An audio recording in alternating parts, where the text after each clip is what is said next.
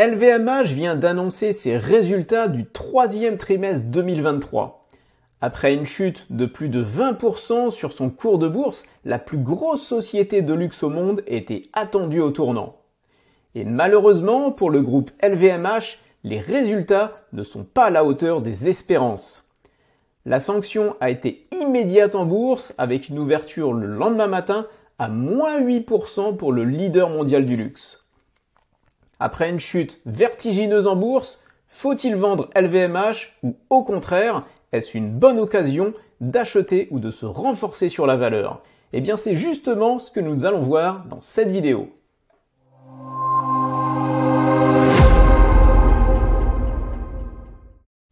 Bonjour à toutes et à tous et bienvenue sur Question Bourse, la chaîne qui t'aide à réussir tes investissements en bourse. Pour bien comprendre les résultats que viennent d'annoncer les dirigeants de LVMH et que l'on va regarder ensemble en détail, attardons-nous 2 minutes sur la situation de la société avant cette annonce de résultats. LVMH est la plus grande société de luxe au monde. Elle est basée en France et détient un portefeuille de marques emblématiques avec notamment Louis Vuitton, Dior, Givenchy, Kenzo, Moët & Chandon, Hennessy et encore bien d'autres. LVMH est présent sur tout le segment du luxe ou de l'ultra-luxe avec une diversification des marques et une excellente réputation en matière de qualité. Maroquinerie, cosmétiques, parfums, couture, vins et spiritueux, distribution, hôtellerie de luxe, médias. Le groupe français dirigé par Bernard Arnault a bien évolué depuis sa création en 1987 suite à la fusion de Louis Vuitton et Moët Hennessy. La stratégie du groupe est depuis toujours de racheter des marques prestigieuses afin de multiplier les synergies plutôt que d'en créer des nouvelles. Le savoir-faire traditionnel, mais aussi la créativité et le sens de la valeur et de l'innovation ont permis à la marque de montrer au monde entier l'excellence française. LVMH est ainsi devenu le symbole du luxe et de son artisanat. Avec une soixantaine de marques prestigieuses, plus de 3000 magasins et plus de 163 000 collaborateurs dans le monde, LVMH est aujourd'hui considéré comme le leader du marché du luxe. Les titres du groupe sont cotés sur la place de Paris sous le ticker MC et LVMH est aujourd'hui avec Novo Nordisk la plus grosse capitalisation européenne. L'après-Covid a permis un redémarrage en trombe de la consommation, notamment des produits du luxe, dans les pays où les aéroports qui étaient fermés. L'action LVMH s'est littéralement envolée avec des croissances annuelles de plus de 15 à 20% et la valorisation du cours de bourse a fait plus de 100% par rapport au niveau avant Covid. Depuis, l'économie mondiale est en train de décélérer, notamment en Chine qui subit une crise immobilière sans précédent et aux États-Unis qui normalise sa consommation après une période de surchauffe. Dans ce contexte, l'action LVMH a chuté de plus de 20% depuis ses points hauts pour refléter ce ralentissement. LVMH n'a pas été la seule société du luxe qui a été impactée et je t'ai déjà fait un point complet du secteur du luxe dans la vidéo qui s'affiche à l'écran que tu pourras aller voir si tu t'intéresses aux entreprises du luxe.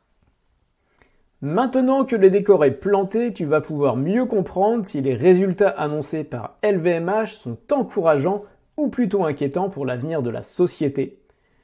Mercredi 11 octobre à 18 h, après la clôture de la Bourse de Paris, le directeur financier de la société a présenté les résultats du troisième trimestre 2023. Tu peux retrouver le communiqué de presse, la publication des résultats et même toute la conférence directement sur le site de LVMH. Je te remets tous ces liens dans la description de la vidéo. Et d'ailleurs, tous les documents que je vais te montrer sont tirés des présentations de cette conférence de LVMH.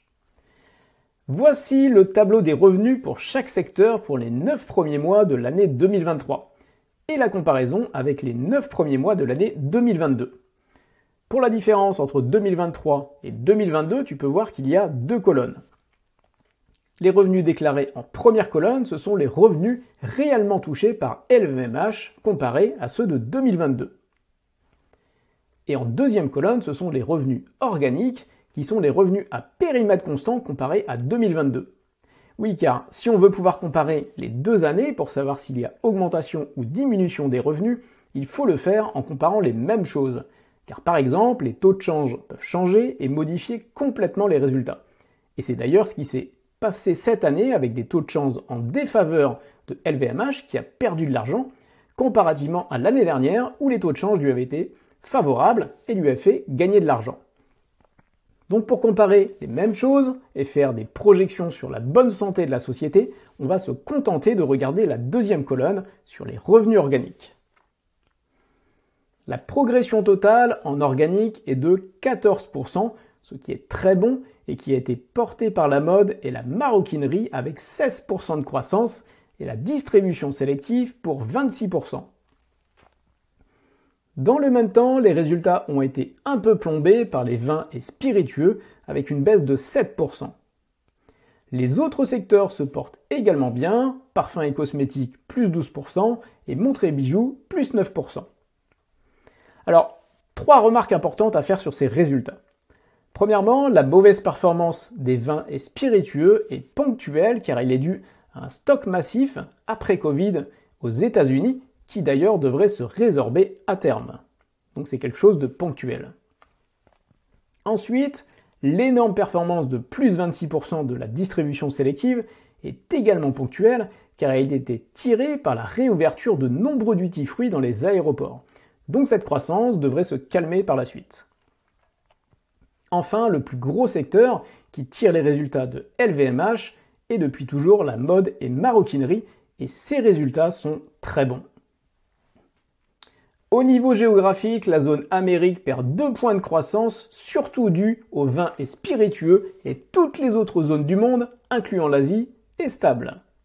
Jusque-là, tout ça est très bien et les événements négatifs ne devraient être que ponctuels. Quand on regarde plus en détail l'évolution sur les 3 trimestres de cette année, on se rend rapidement compte que les États-Unis sont en légère progression alors que la consommation en Asie et en Europe est en train de ralentir fortement sur ce 3e trimestre. Et pour rappel, l'Asie plus l'Europe, c'est 48% des revenus du groupe. On a donc potentiellement un problème de ralentissement des revenus de LVMH pour les prochains trimestres. Je vais m'arrêter là pour l'analyse des résultats parce qu'après il va falloir descendre dans chaque secteur et voir en détail comment ils évoluent. Mais si tu souhaites investir dans LVMH, je te conseille de jeter un coup d'œil à la présentation que tu trouveras sur leur site. Avant de regarder s'il faut acheter, garder ou vendre l'action LVMH, n'oublie pas de t'abonner à la chaîne si ce n'est pas déjà fait et surtout pense bien à cliquer sur la cloche pour être le tout premier à être prévenu dès qu'une nouvelle vidéo est sortie. Ce qu'il faut bien retenir quand on parle de LVMH, c'est 1. Son portefeuille de marques de top qualité qui a au jour d'aujourd'hui une excellente réputation.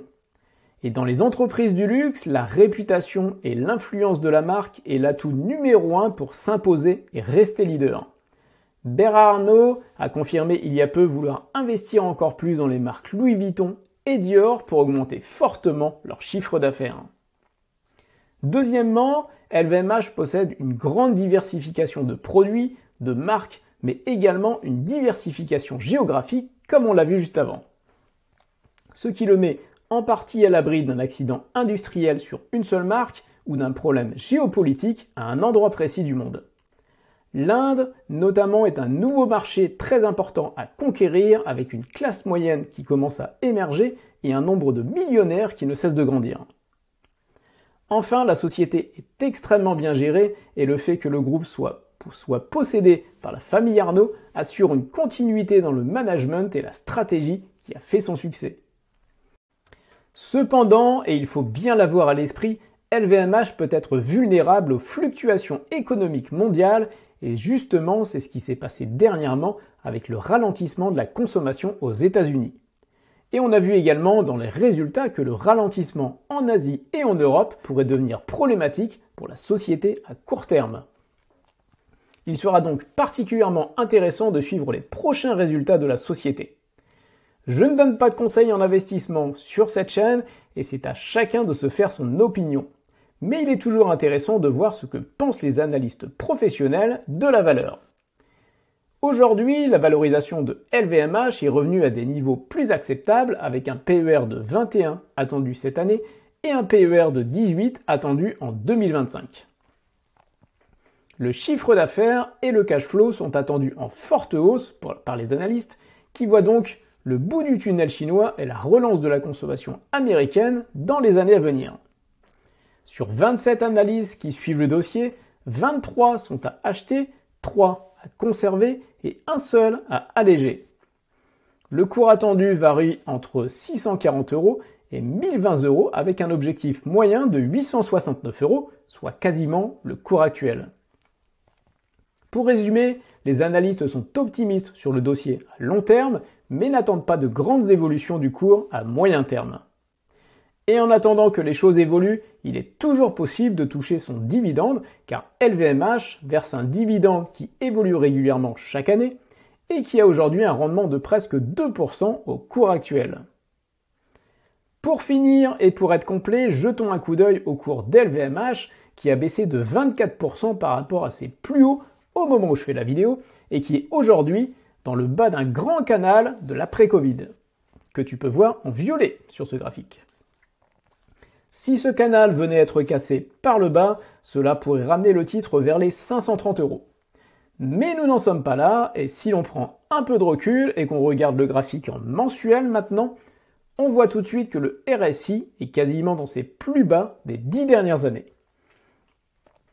Dis-moi dans les commentaires, juste sous la vidéo, ce que toi tu penses de LVMH et si tu comptes investir, vendre ou garder le titre au cours actuel. Et si tu as apprécié cette vidéo, et pour récompenser le temps que j'ai passé pour toi pour analyser cette société, merci d'avance de mettre un pouce vers le haut.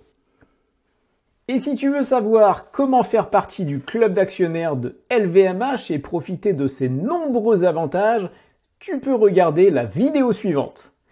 Pense à t'abonner, à liker et bons investissements!